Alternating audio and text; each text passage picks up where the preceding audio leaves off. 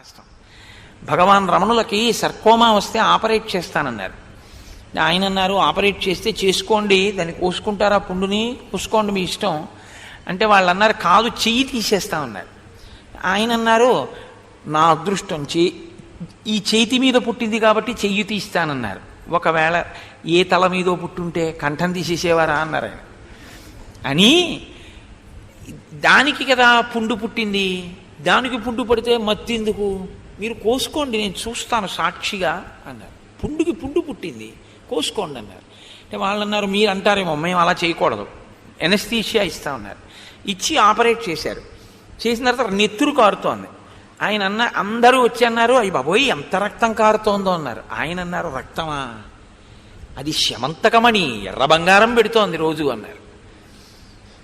ఆయన్ని తీసుకెళ్ళి గదిలో పెట్టుకోబెట్టి హీటర్లు పెట్టారు. వెచ్చగా ఉంటుంది, దానివల్ల పుండుకి ఏదో బాధ తెలియకుండా ఉంటుంది, పడుకుంటారని. హీటర్ పెట్టకూడదు ఆపరేట్ చేస్తే. అది తెల్లవారేటప్పటికి ఏమైపోయిందంటే ఆయన ఒళ్ళంతా పొంగిపోయి ఎర్రగా ఇలా నెత్తుటి గడ్డలా బద్దలైపోయింది శరీరం. డాక్టర్లను పిలిచారు తెల్లవారకట్టు వచ్చి. డాక్టర్లు వచ్చన్నారు, అసలు సర్కోమా అంటేనే పోటు, దాన్ని ఆపరేట్ చేశాం.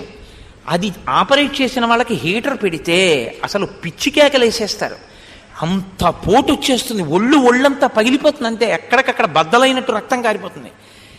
ఈయన ఎలా ఓర్చారన్నారు. ఆయన అడిగారు, భగవాన్ పిలవచ్చు కదా మమ్మల్ని, ఎందుకు పిలవలేదు అన్నారంటే ఆయన అన్నారు, మీరేమో దీనికి బాగుంటుందని పెట్టారు, ఇదేమో నాకు బాగులేదండి, ఏమిటి తమాషా, వాళ్ళు బాగుంటుందంటారు, ఇది బాగులేదంటుంది, ఏమిటో చూద్దామని చూస్తున్నాను అన్నారు.